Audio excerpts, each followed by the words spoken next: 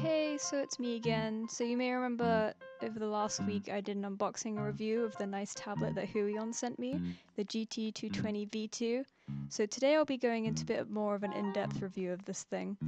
I've had it for about a week now, so I've gotten a kind of good idea of how it works, and I'm looking forward to showing it to you guys. So I myself before used a Cintiq 13HD by Wacom, so I can kind of use that as a bit of a comparison to tell the difference between the two brands, so that may help out a little bit. Okay, so I'm going to show some of the juicy specs on screen for you guys who are into that. You can pause and look at those, and we'll get into it. So first of all, the driver was really easy to install. You just sort of insert the disc, follow the on-screen instructions, and then you get the little shortcut for the Huion tablet drive, so you can manage your pen and all that.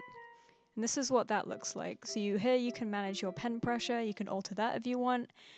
For those who, because this is a second monitor, I use a spread. I sort of spread my display across the two monitors. So when I first set it up, my pen was registering both the monitors. So it was really easy to just change that. See, I did that just there. Just change it so the pen is just on the one monitor, so I can use it like a normal pen tablet. Later I assigned one of the pen buttons to switch the mouse between the two monitors, so I could do that with the pen if I wanted to. So this is my 13HD, which is what I usually use, compared to the Huion GT-220 V2. So as you can see already, the size difference is crazy, and they're both the same price on their official websites. So right off the bat, the pen pressure was really nice. There was hardly any spacing between the pen and the cursor itself on the screens. The glass wasn't too thick. As you can see here, the pen and the cursor are real close, and it's just no lag and really nice in general. So I'm going to be showing a speed paint now that I did on this tablet to kind of show it off a little, so I hope you enjoy. Okay, so here I'm just gonna kind of be talking about my thoughts on the tablet a little bit while I show the speed paint of me drawing a cat, which is very creative. I'm just going off of reference, so yeah, exciting. Anyway, first of all, I'll go off these specs that Huion gave me because they wanted to show off, which I don't blame them because it sounds real nice. So first of all, this tablet has 8,192 levels of pressure sensitivity, which is big number. My Cintiq 13HD has 2048, so that's like already a giant difference, and it was very noticeable when I started because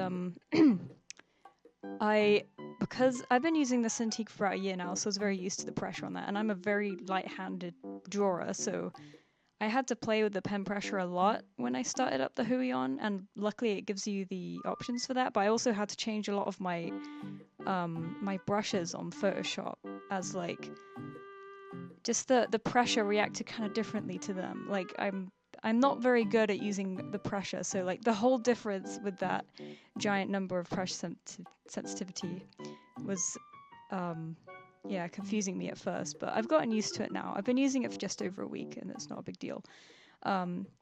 So also there's 233 pps report rate and 5081 LPI resolution, whatever that means. IPS panel and 178 degrees wide viewing angle. Bam, numbers.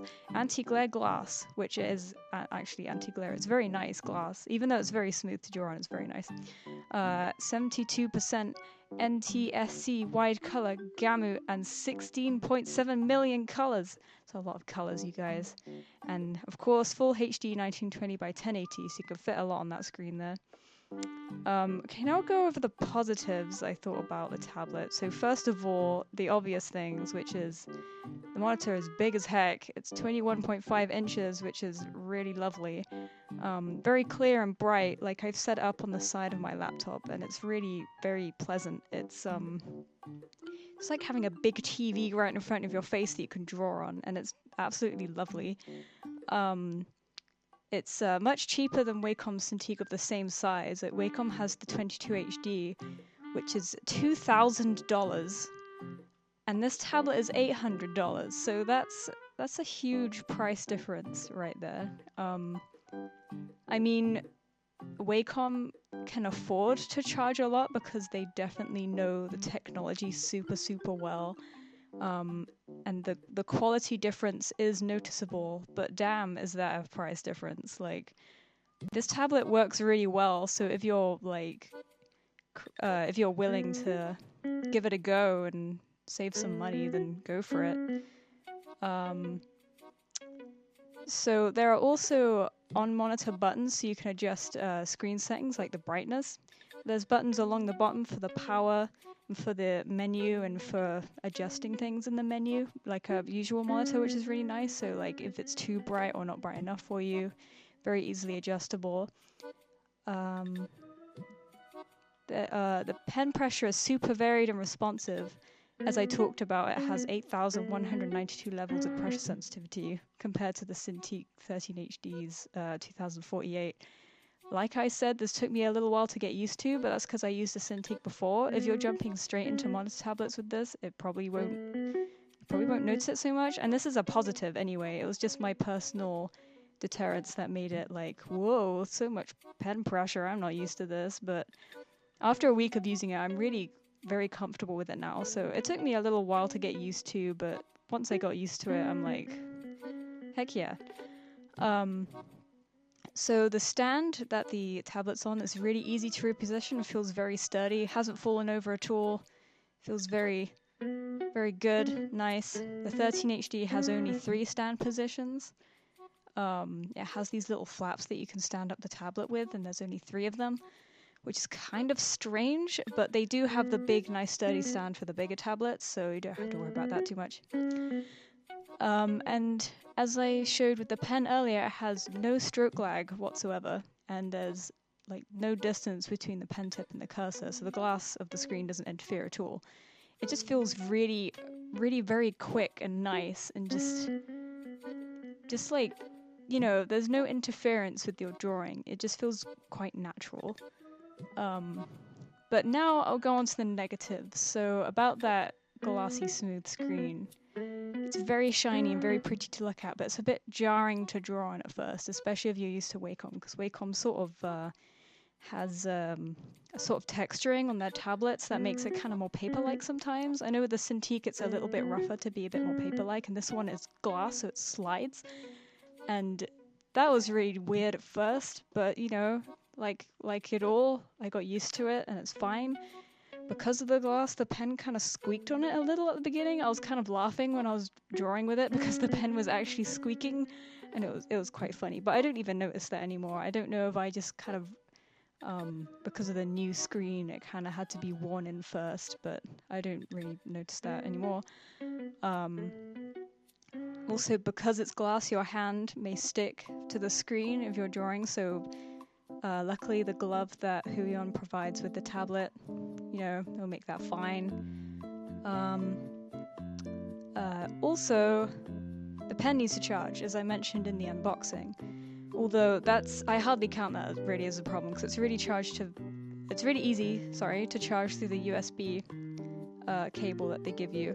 And I've been using it for over a week and it hasn't had to charge. I heard from somewhere it has like 400 hours of held charge, which is really lovely. So even though the pen needs to be charged, it's not really an issue in my opinion, so brush over that one. Because of this though, it needs to charge from the end tip, so there's no eraser on the pen, which isn't a big deal for me, because I always thought it took me too long to flip the pen over to get the eraser, so I just used the E hotkey on my keyboard, so I didn't even use the eraser, but so it's not a big deal for me. It does have express keys on the pen, like Wacom, so that's pretty nice. There are no express keys on the screen though. May or may not be a problem for you. Kind of is for me, because I tend to assign the screen keys to something like undo, zoom in, zoom out. So that slowed down my process a tiny bit, but I kind of positioned the screen next to my keyboard anyway, so using the regular keyboard hotkeys is not a big deal, so that's not a huge thing either. The one thing with that though is that with the Cintiq I assigned one of the screen express keys to change display, so I could use my pen over both displays. So say I wanted to like open YouTube on my second display that isn't the monitor, I could still use the monitor to do that, like the tablet monitor, I mean. With this you can do that, but I had to assign that to a pen hotkey, so that removes one of my pen hotkeys.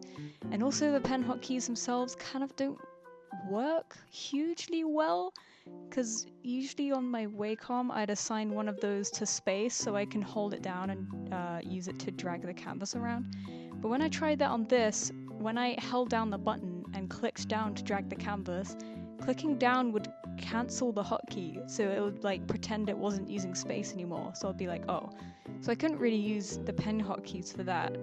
I haven't tried it again since though, so maybe I just did it wrong or something, but that was something I noticed and I was like, okay. But again, like it's next, I have the tablet next to the keyboard, so it's not a huge deal. Alright, what have I written down here next? Oh yeah, there's no tilt recognition on the pen, which is like hardly a big deal at all, because that's one of Wacom's fancy things. It's like, oh, if you tilt the pen, it's like tilting a pen in real life, look at that, which I never really cared about. But I noticed one of my favorite brushes on Photoshop, Kyle's Animator Pencil, uses tilt recognition because it's meant to mimic a pencil. If you tilt it, it's like using a pencil on its side. And because there's no tilt recognition on Huion's pen, that brush doesn't function the way it should. Which, you know, it's one brush. It doesn't matter. But I noticed it and I was like, aw, because I use that brush for almost everything. But it's okay, I just moved on to a different brush and it's no big deal. That's all I really have to say about it. Overall, it's a really, really good tablet. Like, I kind of wish I hadn't had the Cintiq before, because comparing it to a Wacom is just not really fair, because Wacom just is the big boy in the business, you know. They can afford to charge a whole lot for their tablets because they just know their stuff, you know. And Huion is a really good competitor for them, and they charge the right price for their tablets. I'd say this is definitely worth the $800. It works really well, which is, you know, does what it says on the box. Has a load of pen pressure. Screen is a bit glossy and squeaky, but you know, you just get used to that. You just become accustomed to it, and it's fine. I mean, I've drawn quite a few pictures using it already, and you know, I faced no problems. I haven't like stopped and been like, oh, I have to go back to my Cintiq, I just can't use this. It's been fine and lovely. I've enjoyed using it, and I'm kind of like, oh, should I switch back to my Cintiq? I mean, I am, because I paid a lot of money for it, but it's like, oh, I'm gonna miss the giant display and watching films on it while I have dinner. And also I can plug my Switch into it, which has been great, even though it's a tablet, so it has no speakers. Just been playing Splatoon with no sound. It's been lovely. But yeah, that's not the selling point of the tablet. The tablet works really nicely, and I'd recommend it, and I'd probably go back to using it, you know? It's just really big and nice and works, and is cheap.